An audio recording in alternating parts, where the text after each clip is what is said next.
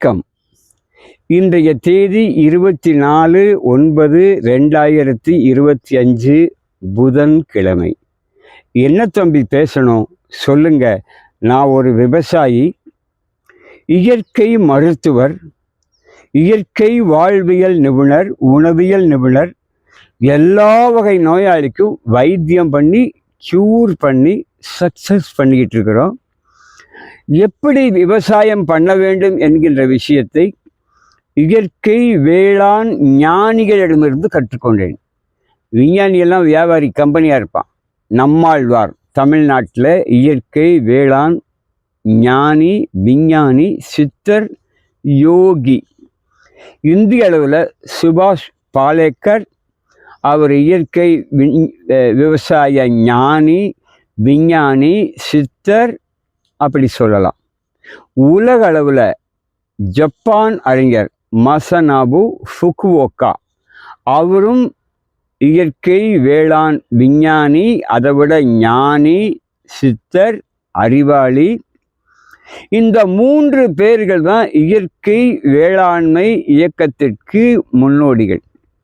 அவங்க என்ன சொல்கிறாங்கன்னா, ஒன்றும் செய்ய வேண்டாம், சும்மா இரு, do nothing farm, free farming, keep quiet. நீங்கள் ஒன்றும் செய்ய வேண்டாம். பூமிக்கே என்ன பண்ணுறதுன்னு தெரியும், காற்றுக்கு தெரியும், மழைக்கு தெரியும், இயற்கைக்கு என்ன தெரியும், பூச்சி பொழுது காக்கா குருவிக்கு என்ன பண்ணுறதுன்னு தெரியும். நீ சும்மா இருந்தால் போதுண்டான்னு சொல்கிறாங்க. ஒரே ஒரு கருக்கருவாள் மட்டும்தான் ஃபுகுவோகா, ஜப்பான் வேளாண் அறிஞர் மசனாபு ஃபுகுவோகா. அவர் ஒற்றை வைக்கோல் புரட்சி என்ற புத்தகம் எழுதியிருக்கார். அவர் தமிழ் எழுதலை, ஜப்பான் மொழியில் அவர் பேசியிருக்காரு, எழுதியிருக்காரு. அது ஆங்கிலத்தில் அனைத்து நாடுகளும் வந்துவிட்டது. One straw revolution. இதன் மொழிபெயர்ப்பு ஒற்றை வைக்கோல் புரட்சி என்கின்ற தமிழ் புத்தகத்தை பூவுலகின் நண்பர்கள் சுமார் 20-25 ஆண்டுகளுக்கு முன்பே வெளியிட்டனர். அது மலையாளம், தெலுங்கு, கன்னடம் எல்லாவற்றிலும் அந்தந்த மாநிலத்தினுடைய அந்த போராளிகள், இடதுசாரிகள் என்று சொல்வார்கள், இயற்கை ஆர்வலர்கள், கம்யூனிஸ்ட் சித்தாந்தத்தில் நாட்டம் உள்ளவர்கள் மொழிபெயர்த்திருக்கிறார்கள். உலகத்தில் ஒரு 100 மொழிக்கு மேலே அந்த புத்தகம் வந்துடுச்சு. அவருக்கு நோபல் பரிசுக்கு இணையான ஆசியாவின் மகசேச விருது வாங்கியிருக்காரு மசனாபு ஃபுகுவோகா. அவருடைய புத்தகம் தொடர் கட்டுரைகளாக பசுமை விகடனில் வந்தது. நம்மாழ்வார் வந்ததுக்கப்புறம் தான் இயக்கம் வளர்ந்திருக்கு. நம்மாழ்வார் எனக்கு நண்பர், உறவினர். என் வீட்டில் அவருடைய உடல்நலத்தை மேம்படுத்துவதற்காக தங்கியிருக்கிறார். அவருடன் பிரயாணம் பண்ணியிருக்கிறேன். அவரும் நானும் மேடையில் ஒன்றாக பேசக்கூடியவர்கள். அவர் இடம் நான் மாணவனாகவும் இணை நண்பராகவும் ஆசானாகவும் இருக்கிறேன். மருத்துவத்திற்கு நான் ஆசான், விஞ்ஞானத்திற்கு அவர் ஆசான். என்ன சொல்ல வரேன்னா, விவசாயிகளுக்கு பேராசை. எதையா பண்ணி அதிக காசு வருமா, 10 நாள் முன்னாலேயே நெல் அறுவடை பண்ண முடியுமா, எதையாவது போட்டு அதிகமாக எடுக்கணும். குவான்டிட்டி, நிறையா கிலோ, நிறையா பணம். குவாலிட்டி என்றாச்சு. குவாலிட்டி பற்றி எவனுக்கும் கவலை இல்லை. சரி, நீ அப்படி பணம் சம்பாரிச்சு என்னடா பண்ணிக்கிற விவசாயி? இவன் நோயாளியாகி ஆஸ்பத்திரியில் கொண்டு போய் 12 வருஷம் சம்பாதிச்ச பணத்தில் 6 மாதத்தில் பெரிய பெரிய கார்பரேட் ஹாஸ்பிட்டலில் கொடுத்துட்டு செத்தும் போயிடுறான். பையன் பிள்ளைக்கு கடன் வச்சிட்றான். ஸோ விவசாயிகளுக்கு பேராசை இல்லாமல் இருந்தது முன்பு தாத்தா காலத்தில். இந்த வருஷம் மழை மாறி எப்படி பெய்யுது தெரியல. வர்றது வரட்டும், இருக்கிறது இருக்கட்டும், போகிறது போகட்டும். காக்கா குறி தின்னது போகத்தான் நமக்கு மிச்சம். ஒரு ஊரில் யானைகள் அடிக்கடி வரும். அந்த மலை மக்கள் என்ன செய்வானா, யானை வந்தால் கடவுள் வந்த மாதிரி கும்பிட்டு அதெல்லாம் தின்னுட்டு போய் மிச்சம் இருந்தால் நம்ம சாப்பிட்டுக்கலாம்னு யானைகளை ஒன்றுமே பண்ண மாட்டாங்க. 6 மாதம் கஷ்டப்பட்டு பயிர் விளைவிச்சிருப்பாங்க. 4 நாளில் யானை எல்லாம் தின்னுட்டு எல்லாம் அப்படியே முதிச்சிட்டு போகும். அந்த மலை மக்கள் என்ன பண்ணாங்கன்னா, அதுக்கு கவலையே படலை. யானை சாப்பிடட்டும், முதிக்கட்டும், சேதாரம் பண்ணட்டும், மிச்சம் மீதி இருந்தால் நம்ம சாப்பிட்டுக்கலாம். யானை சாணி போட்டு போகுது. லத்தி, யானை லத்தி. மூத்திரம் பெஞ்சிட்டு போகுது. அது மிகப்பெரிய உரம் இல்லையா? இந்த மக்களை யானை ஒன்றுமே பண்ணாது, யானையும் மக்களை ஒன்றும் பண்ணாது. ஏன்னா வருஷம் நட்பாக இருக்கிறாங்க. விநாயகர் வந்துட்டு போனதார், அட உங்காட்டுக்கு யானை வந்ததா? ஐயோ, என் காட்டுக்கு வரவே இல்லையே. காட்டுக்கு வரவில்லை யானை என்று ஏங்குகிறார்கள். ஆனால் மருதமலை பக்கத்தில் என் வீட்டுக்கு யானை 3-4 முறை என் வீட்டிற்கு மட்டுமே வந்திருக்கிறது. ஜன்னலினுடைய கதவு கண்ணாடியை தொட்டு அதை உடைத்திருக்கிறது. ஸோ யானை எனக்கு பிடிச்சிருக்கு. ரைட், அது இருக்கட்டுங்க. இப்போ என்ன பண்ணணும்னா, மழை பெஞ்சா ஏர் ஓட்டி சோளத்தை விதைங்க. அதுக்குள்ளே லாபம் வருது இல்லையோ, பச்சைப்பயிறு, தட்டைப்பயிறு, நரிப்பயிறு, கொள்ளு இதெல்லாம் உள்ள நடுவில் விதைக்கணும். சோளம் தானியம், மெயின் ஃபுட்டு, கார்போஹைட்ரேட்டு, குளுக்கோஸ். இந்த பருப்பெல்லாம் புரோட்டீன், புரதம். இது மண்ணுக்கு நல்லது, நைட்ரஜன் உரம் கொடுக்குது. அந்த காலத்தில் சோளம் போட்டாங்கன்னா கூட விதைச்சிடுவாங்க. ஒரு சோளத்தட்டை சுற்றிக்கிட்டு தட்டைக்காய் செடி வரும். அது என்ன 2 அடி தான் வரும். சோளம் 6 அடி 5 அடி வரைக்கும் போகும். ஸோ 2 அடி 2.5 அடியில் தட்டைக்காய் பயிறு, நரிப்பயிறு, பச்சைப்பயிறு எல்லாம் நின்றுக்கு அந்த கொடி தட்டை சுற்றிக்கும். காயை மட்டும் பொறிச்சிடுவாங்க. தட்டு அறுவடை பண்ணால் தட்டு கீழே அந்த பருப்பினுடைய கொடி சுற்றிட்டு இருக்கும். அதையும் சேர்த்து மாட்டுக்கு தீவனம் போடுவாங்க.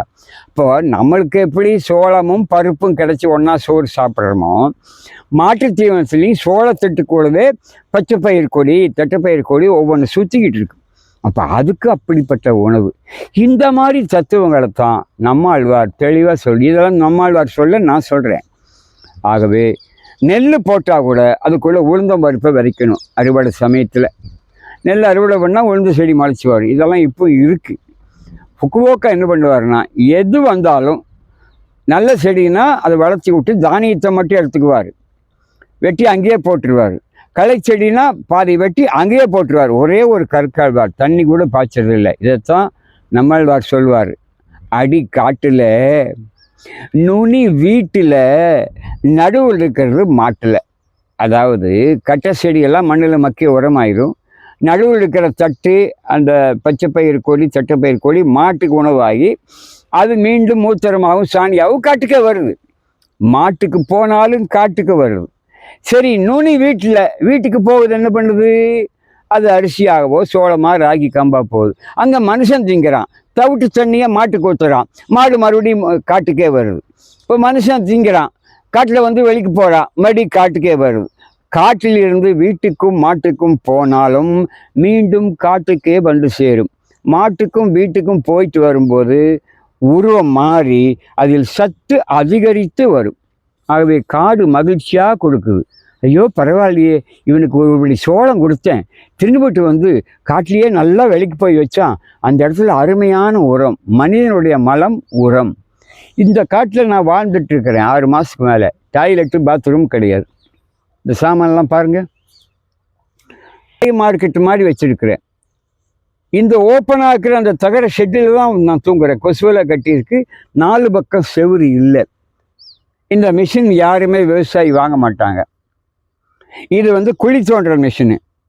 இப்போ பாருங்கள், இந்த கம்பெனி எடுத்துருக்கு, இங்கே மண்ணை தோண்டி போட்டுருக்கேன். இந்த குழியை பாருங்கள். ஆகவே நான் அங்கெல்லாம் நிறைய குழி தோண்டி இருக்கிறேன். தென்னை மரத்துக்கு நல்லா பெரிய குழியாக தோண்டி நட்டணும். ஸோ இந்த மிஷினை வாங்கியிருக்கிறதுக்கு காரணம் என்னன்னா, இது ஆடம்பரம் இல்லை. கையில் பணம் இல்லாட்டி கூட தேடி பிடிச்சி வாங்கணும். எல்லோரும் ஆடம்பர கார் வாங்குவான், ஆடம்பர வாட்சி, ஆடம்பர செல்ஃபோன் வாங்குவான். நான் இந்த மிஷினை வாங்கியிருக்கிறேன். தென்னை மரத்தில் என்ன செய்யணும்னா, வட்டக்கூலி எடுக்கக்கூடாது. அங்கே பாருங்க எடுத்துருக்காங்க. இது தவறு. தண்ணி குடிக்கிற வேர்கள் 10 அடி 15 அடி தள்ளி தான் இருக்குது தென்னை மரத்துக்கு. அந்த வட்டப்பாத்திக்குள்ளே இருக்கிறது குடிக்கும் வேர்கள் இல்லை, பிடிக்கும் வேர்கள் இருக்குது. தென்னை மரத்து அடிமரத்தில் சுற்றிலையும் ஒரு 5 அடி 7 அடி 10 அடிக்கு பிடிக்கும் வேர்கள். குடிக்கும் வேர்கள் அந்த மட்டை எங்கே இருக்கோ கடைசியில் அங்கே தான் குடிக்கும் வேர் இருக்குது. ஆகவே தென்னை மரத்துக்கு வட்டப்பாத்தி எடுக்கக்கூடாது. வட்டப்பாத்தி எப்போ எடுக்கணும்னா, நாற்று தென்னம்பிள்ளை நட்டி 1 வருஷம் 2 வருஷம் 3 வருஷம் 4 வருஷம். முதல் வருஷம் ஒரு 2 அடி விட்டத்தில் வட்டம் இருக்கணும். அடுத்த வருஷம் 3 அடி விட்டத்தில் இருக்கணும். அப்படியே வருஷம் 1 அடி வட்டத்தை அதிகப்படுத்திட்டு போய் கடைசியில் சதுரமாக மாற்றிடணும். இப்படி 2 தென்னை மரத்து நடுவில் குறுக்க வாய்க்கால் போடணும், இப்படியும் வாய்க்கால் போடணும். அப்போது சதுரமாக இருக்கும் வாய்க்கால்கள், அதுக்கு நடுவில் தென்னை மரம் இருக்குது. சதுரமான வாய்க்காலுக்குள்ளே என்ன செய்யணும்னா, மரம் மட்டை பாலை, இனி தென்னை மரத்துலேருந்து என்னென்ன உழுகுதோ அங்கே காக்கா போடுற எச்சத்திலிருந்து குறும்பையிலிருந்து, குறும்பு நிறையா உதிருதா இதை போட்டுருங்க, அடுத்த முறை உதிராது. அப்போ தென்னை மரத்தினுடைய சத்துக்கள் தென்னை மரத்துக்கே வரணும். காட்டுக்கு ஒரு மட்டை தொட்டி எடுத்துகிட்டு போய் காசு பண்ணக்கூடாது. எல்லாரும் மட்டையை வெட்டி வேனில் ஏற்றிட்டு போயிடுறான், தொட்டி விற்று போடுறான். அப்புறம் நார் இருக்கக்கூடிய தேங்காய்க்கு மேலே இருக்கக்கூடிய மட்டையை கவுரு பண்ணிடுறான், எல்லாம் காசு பண்ணுறான். பூமி அழகாக உழுது போட்டு ஷேவிங் பண்ண முகம் மாதிரி வச்சுருக்கான். தென்னந்தோப்புன்னு சொன்னால் உள்ள செடிகளெல்லாம் முளைச்சிருக்கணும், பருப்பு செடிகள் முளைச்சிருக்கணும், எறும்பு குழிகள் இருக்கணும், கரையான் இருக்கணும், அடியில் ஓட்ட போடணும், மண்புழு இருக்கணும், எலி கூட ஓட்ட போடுது. இதெல்லாம் பூமிக்கு அடியில் கரையான், எறும்பு, எலி, இன்னும் தவளை, மண்புழு, இதெல்லாம் பூமிக்கு உள்ளே போய் ஒர்க் அவுட் பண்ணிட்டு இருக்காங்க. இதெல்லாம் மக்களுக்கு புரியாது. எல்லாரும் வட்டை பாத்தி எடுத்து தண்ணி விடுறான். இதை நம்மாழ்வார் தெளிவாக சொல்கிறாரு, யாருமே கேட்கல. அதாவது மரத்துக்கு அடியிலேயே தண்ணி விட்டா அந்த மரம் அந்த தண்ணியை குடிச்சிட்டு சோம்பேறியாக இருக்குது. முழு தண்ணி குடிக்க முடியாது, பாதி தண்ணி சப்பையாயிடுது, உரம் இல்லை. ஸோ குடிக்கும் வேர்கள் இருக்குது. இந்த மிஷின் இருந்தால் தான் நீங்கள் தென்னை மரத்துக்கு 2 மரத்துக்கு நடுவில் வரிசையாக கோடு மாதிரி பள்ளம் வெட்டணும், குறுக்க குறுக்க பள்ளம் வெட்டணும். அந்த பள்ளங்களை பார்த்தா சதுர வடிவத்தில் இருக்குது, ஒவ்வொரு மரத்துக்கு ஒரு சதுரம். அந்த வாய்க்கால், அந்த பள்ளம் வெட்டின அந்த கோடு மாதிரி இருக்கக்கூடிய வாய்க்காலுக்குள்ளே தண்ணி விடணும். எல்லா மரமட்டையை போட்டுக்கிட்டே இருக்கணும். எது கடிச்சாலும் போடலாம், சாணி இருந்து நீங்கள் மூத்திரம் போகலாம், அங்கேயே வெளிக்கு போய் வைக்கலாம், காய்கறி தோல் போடலாம். தென்னை மரத்தில் ஒழுகிறது எல்லாத்தையுமே போட்டிங்கன்னா அது பெரிய உரமாயிரும். 200 காய் 300 காயெல்லாம் எடுக்க முடியும். எடுத்துருக்குறாங்க, குஜராத் எடுக்கிறாங்க. இங்கே கூட இலச்சி வாழையத்தில் ஒருத்தர் 200 காய்க்கு மேலே எடுக்கிறார் ஒரு மரத்துக்கு, வருஷத்துக்கு 250 வருதுன்னு சொல்கிறார். இதெல்லாம் உண்மை. இயற்கையாக இருக்கணும். விவசாயிகளுக்கு பேராசை, தண்ணி ஓவராக ஊற்றுறான். தண்ணி அதிகமாக குடிச்சோடனே மரத்தில் சப்பைத்தன்மை வந்துடும், சுவை இல்லை. அந்த துவர்ப்பு சுவை இருந்தால் தான் பூச்சி புழு பண்டு, அந்த வெள்ளை ஈ, கருப்பு ஈ, ஒரு காலத்தில் ஈரியோஃபைட் இருந்துச்சு. ஈரியோஃபைட்டு யாரும் பார்க்கல. எனக்கு பூச்சியியல் துறை நிபுணர் மோகன சுந்தரம் அக்ரியில் இருந்தார், ரிட்டையர் ஆகிட்டார். இப்போ அவருக்கு 85 வயசுக்கு மேலே இருக்கும். அவர் எனக்கு நண்பர், வீட்டுக்கு பக்கத்தில் நான் அவரும் பல விஷயங்கள் உருவடிவோம்.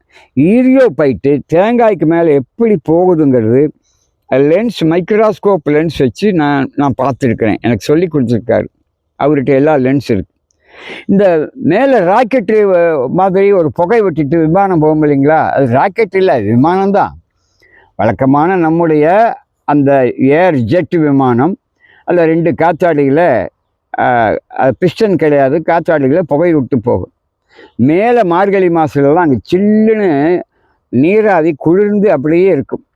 மிஸ்டின்னு சொல்கிறோம் இல்லைங்களா, விமானம் இறங்க முடியாமல், ரயில் போக முடியாமல், பனி கண்ணை மறைச்சிக்குதுன்னு சொல்கிற மாதிரி அங்கே அடர்த்தியான பனி இருக்கும்.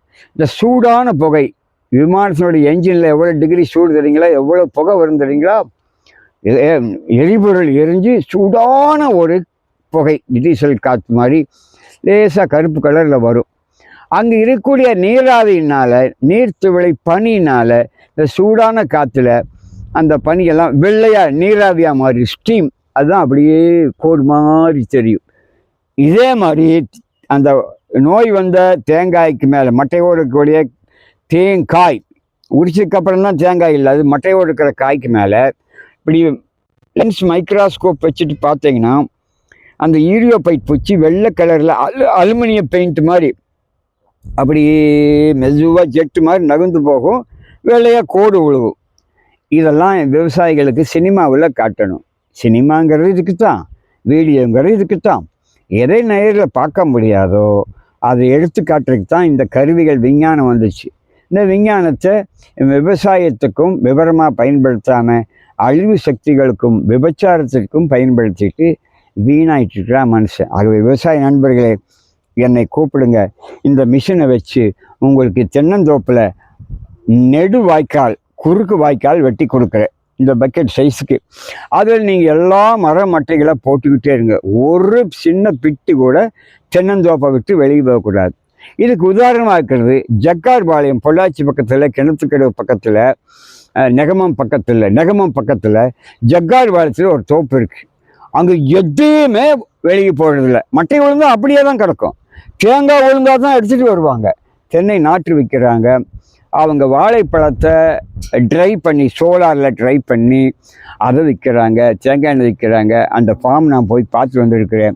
அவருக்கு சமீபத்தில் விருது அவார்டு கொடுத்துருக்காங்க. இயற்கை விவசாயத்தில் தென்னந்தோப்பில் எதையுமே எடுக்க மாட்டாங்க. எடுக்கிற வேலையே கூலியே மிச்சம்.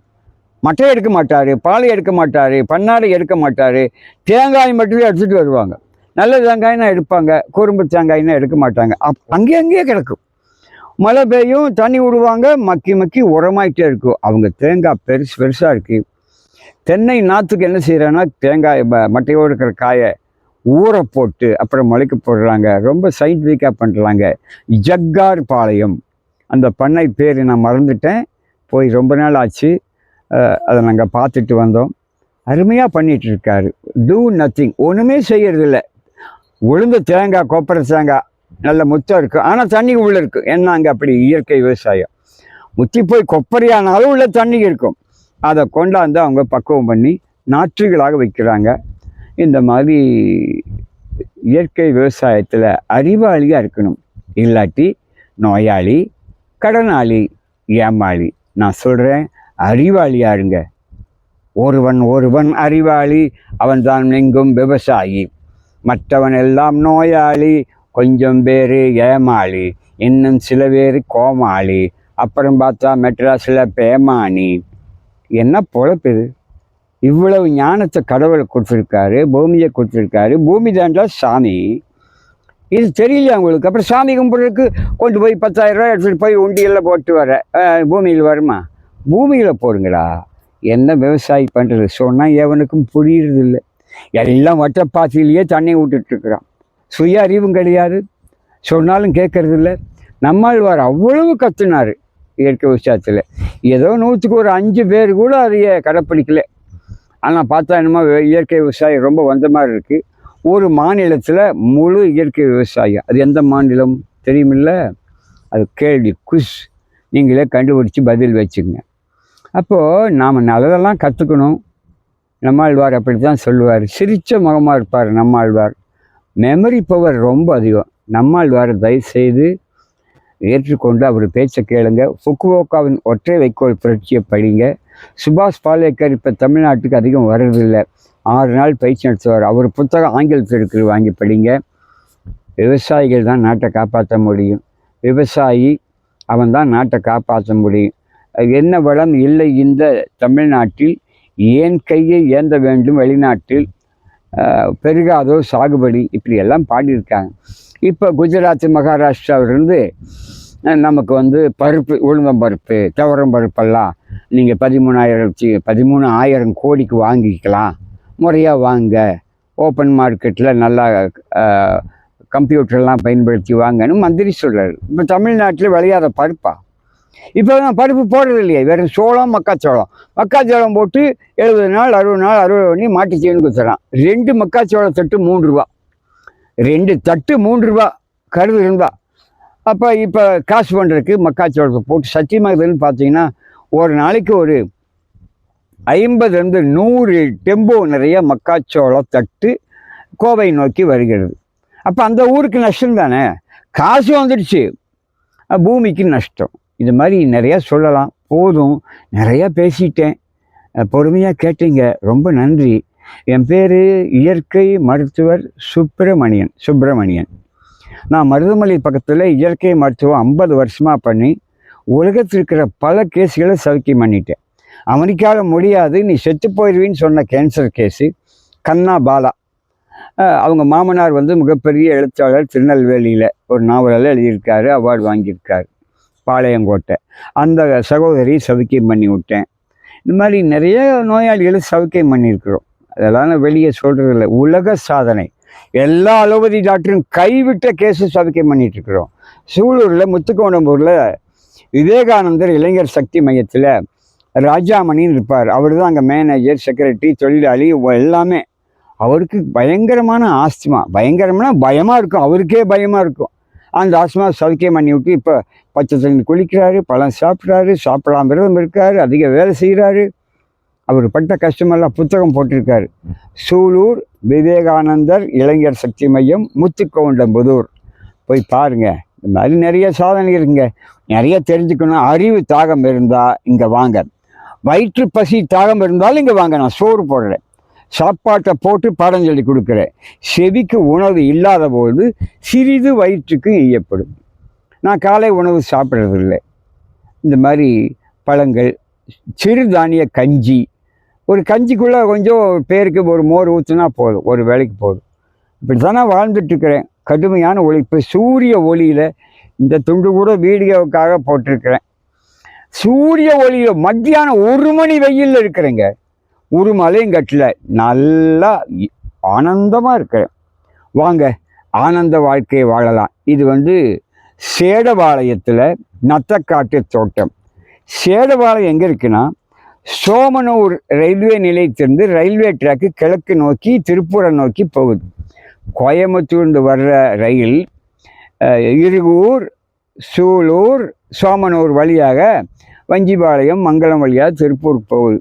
இதில் சோமனூருக்கும் மங்களத்துக்கு நடுவில் இந்த சேடபாளையம் இருக்குது. ரயில்வே கேட் இருக்குது. ரயில் ரோட்டுக்கு தெம்பரமாக இந்த பூமி இருக்குது. நத்தக்காட்டு தோட்டம்னு பேர். இது சும்மா ஒரு 1/2 ஏக்கர் கூட இல்லை. இதில் நான் விவசாயம் பண்ணிகிட்ருக்கிறேன். சொட்டு நீர் பாசனம் போடலாம், இல்லை தண்ணியை மோந்து ஊற்றலாம். மழை தண்ணி சேமிக்கிறேன். இயற்கையாக ஓப்பனாக அடுப்பு வச்சு சமைச்சு சாப்பிட்றேன். சமைக்காமையே கூட பழங்களை சாப்பிட்டு வாடுறேன். அருகம்புல் சாறு குடிக்கிறேன். மண்ணில் தான் ஓப்பன் டாய்லெட்டில் போகிறேன். ரொம்ப ஃப்ரீடமாக இருக்கிறேன். சுதந்திரம் வேண்டும், அதற்கு நல்ல தந்திரம் வேண்டும்.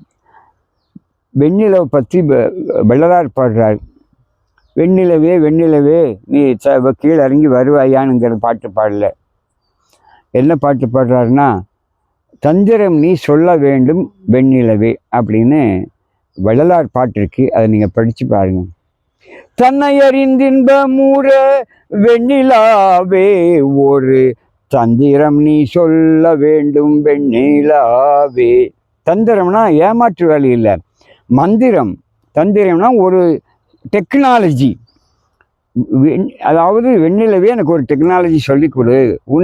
தன்னை அறிந்து இன்பமுற வெண்ணிலாவே ஒரு தந்திரம், ஒரு டெக்னாலஜி சொல்லிக் கொடுன்னு வள்ளலார் பாடுறாரு. ஞானிகளுடைய பாட்டை பாடுங்க, பாட்டுகளை பாடுங்கள், பூமியில் பாடுபடுங்கள், பாட்டு பாடுங்கள்.